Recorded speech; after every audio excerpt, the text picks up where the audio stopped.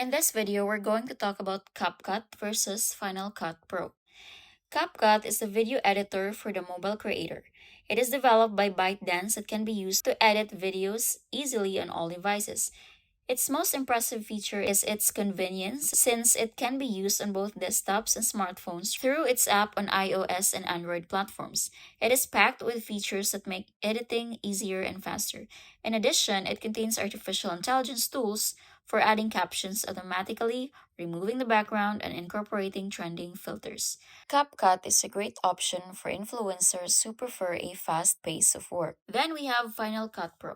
Final Cut Pro is a tool for pros. This software packaged by Apple is made for the pros who work with high end productions and need a lot of creative control over their footage. It features many advanced workflows such as media management tools, multi camera editing, color correction, and third party plugins. It is optimized for use with Apple's hardware and can be purchased once for use on macOS and as a subscription service for iPadOS.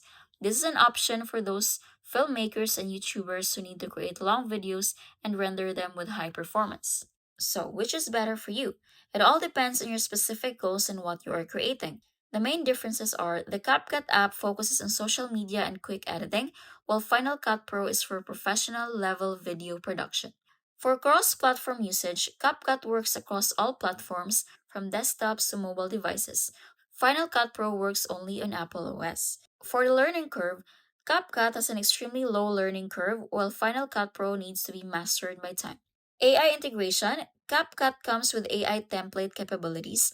On the other hand, Final Cut Pro incorporates advanced machine learning to perform functions such as Siri search, voice isolation, and object tracking. For cost structure, CapCut employs a freemium business model, whereas Final Cut Pro can be purchased outright for use on a Mac computer.